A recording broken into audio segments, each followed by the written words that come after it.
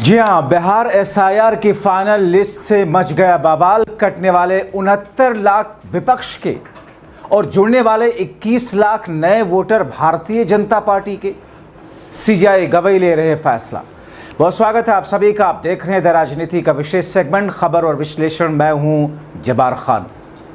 तो दोस्तों, क्या वाकई वही हुआ जिसका डर था?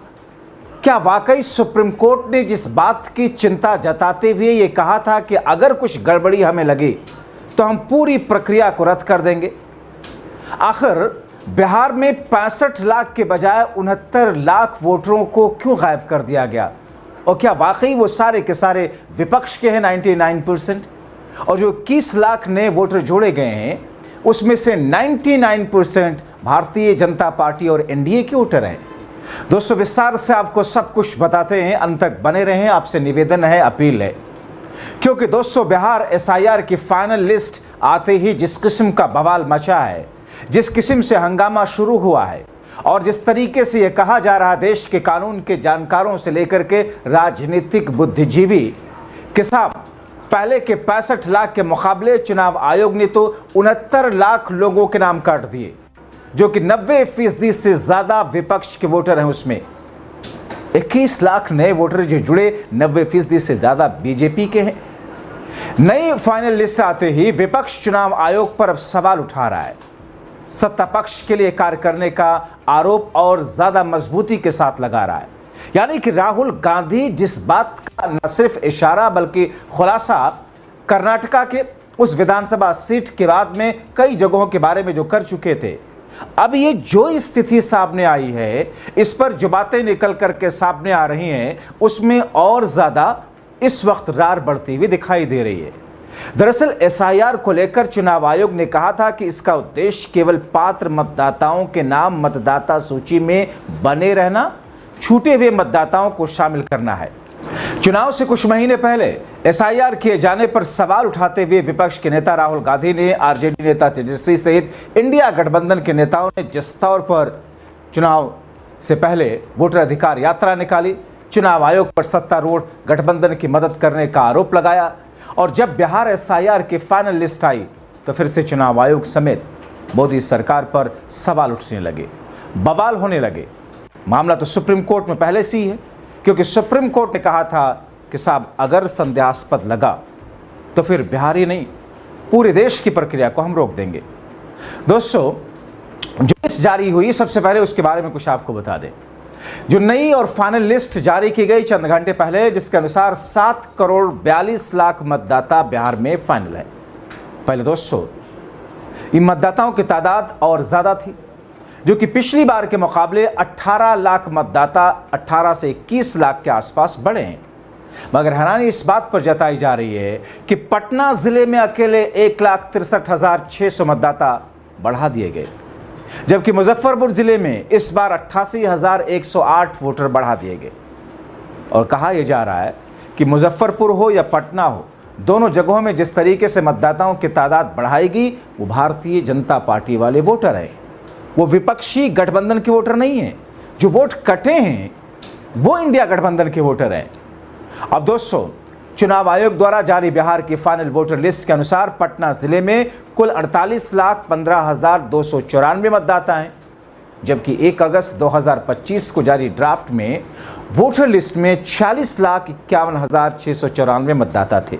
यानी कि चुनाव आयोग ने पटना में, अकेले पटना में 1,63,600 नए वोटर जोड़ दिए।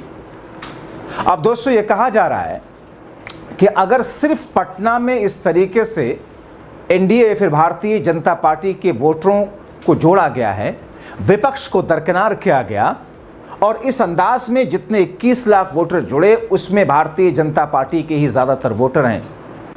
अगर ये बात सच है, हालांकि इसका कोई आधार अभी विपक्ष के पास नहीं है, मगर अगर ये बात सच है और ये बात सुप्रीम कोर्ट में साबित कर ले गए तो सुप्रीम कोर्ट तो बड़ा फैसला ले सकता है। यानी कि एसआईआर से पहले जून 2025 में बिहार में कुल 7.89 करोड़ मतदाता वोटर थे। एसआईआर की पहली ड्राफ्ट लिस्ट जारी होने के बाद कुल वोटरों की संख्या घटकर 7 करोड़ 24 लाख हुई, जिसमें चुनाव आयोग ने 65,63,000 लोगों के नाम काटे थे। और इस फाइनल लिस्ट में जो फाइनल लिस्ट चंद घंटे पहले आई है उसमें कटे हुए नामों में से 17 लाख लोगों के नाम दोबारा जोड़े गए हैं। यानी कि 65 लाख में से 17 लाख लोगों के नाम जो कटे थे वो जोड़ दिए गए। चुनाव आयोग की इस नई लिस्ट के मुताबिक 22 लाख और चुनाव आयोग की इस नई लिस्ट के मुताबिक 22,34,000 लोग मृत पाए गए, जबकि 6,85,000 वोट दो जगह उनके नाम मिले। 36,44,000 वोट दूसरी जगह शिफ्ट हुए हैं। ये पूरा का पूरा आंकड़ा है। दोस्तों, अगस्त 1 सितंबर तक 16,56,886 लोगों ने फॉर्म भरकर 6 भर करके नया नाम जोड़ने के लिए आवेदन किया। दावा आपत्ति में 36,475 ने नाम जोड़ने और 2,17,049 ने नाम हटाने का आवेदन दिया। 1 सितंबर से 30 सितंबर तक आए नए आवेदन का निष्पादन अब तक नहीं हुआ, जिसका निष्पादन एसआईआर प्रक्रिया खत्म होने के बाद 1 अक्टूबर से होगा। अब नाम जुड़वाने के लिए आधार भी मान्य कर दिया गया है। मगर दोस्तों, इस फाइनल लिस्ट में जिस तरह 21 लाख लोगों के करीब नाम जोड़े गए और जो वोट काटे गए, उस पर हंगामा सा मचा है। चूंकि एसआईआर के खिलाफ सुप्रीम कोर्ट में सुनवाई हो रही है। सुप्रीम कोर्ट ने कहा था अगर एसआईआर की प्रक्रिया में ज़रा भी गलती पाएगी तो पूरी प्रक्रिया को रद्द भी कर सकते हैं। कोर्ट ने यह भी कहा था फैसला न केवल बिहार बल्कि पूरे देश पर लागू माना जाएगा। अब ऐसे में कहा जा रहा है कि फिर से सुप्रीम कोर्ट में मामले की सुनवाई के दौरान चुनाव आयोग फैसला लेने वाला है और इसीलिए सबसे ज्यादा धड़कनें भारतीय जनता पार्टी की बढ़ी हुई हैं। सबसे ज्यादा एनडीए परेशान है बिहार में, चूंकि इस 2025 में सिर्फ बिहार में चुनाव है। एनडीए का खेमा इस वक्त जो कि इस पूरी लिस्ट से नई और फाइनल लिस्ट से खुश नजर आ रहा था, मगर अब फिर से सुप्रीम कोर्ट में मामला जाने से चिंतित नजर आ रहा है, क्योंकि सुप्रीम कोर्ट की टिप्पणी उनके दिलो दिमाग में चल रही है। यानी कि दोस्तों, पिछले 3 महीनों से जो पूरी की पूरी मुहिम की शुरुआत की गई और राहुल गांधी की टीम ने जिस तरीके से 6 महीनों की कोशिशों के बाद में वोट चोरी के पीछे की उन बिंदुओं के बुनियाद में जाकर के जो तथ्य खींच करके लाए और करीब जिसका 6 से 7 फीट आपने देखा था, हमने दिखाया था, जो तथ्य थे, फैक्ट थे, जमीन पर रख करके ऊपर तक, यानी कि इंसान के हाइट से ज़्यादा, आमतौर पर 7 फीट के इंसान होते नहीं, 6 फीट के बहुत कम होते हैं, ऐसे में 7 फीट इतना तथ्य और साक्ष्य लेकर के आए थे और उसी आधार पर एक एक बिंदु को गहनता के साथ जांचने के बाद में फैक्ट रखा था। मगर चुनाव आयोग ने क्या किया था? चुनाव आयोग का जवाब क्या था? चुनाव आयोग से दस्तावेज मांगे गए, उन सवालों का जवाब मांगा गया, तो चुनाव आयोग ने सवालों का जवाब देना मुनासिब तो छोड़िए, मानो उसकी चोरी पकड़ी गई हो और वो लीपापोती कर रहा हो। कहते हैं ना लोग, ये इंसान जब कहीं गलत करते हुए पकड़ा जाता है और बाद में उसका जब हिसाब और किताब होता है, जब देखता है कि सामने उसके अपने ख़ास लोग ही हैं, तो फिर एक अलग ढंग से रिएक्ट करने लगता है।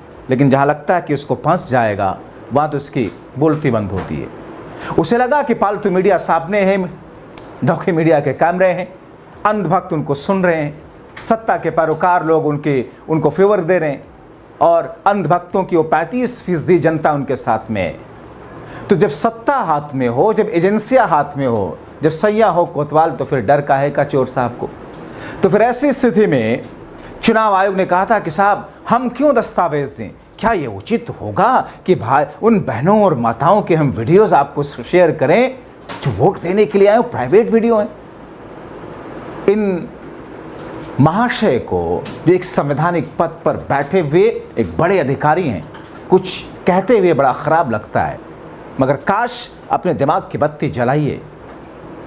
किसी के घर के बेडरूम की कोई फोटोज या वीडियोस नहीं मांग रहा था, बाथरूम की फोटोज वीडियोस नहीं मांगी जा रही थी, वो वोट डालने वाली फोटोज और वीडियोस मांगे जा रहे थे, जिसमें आपने इस किस्म से झूठ बोल करके लोगों को भ्रमित करने की कोशिश की।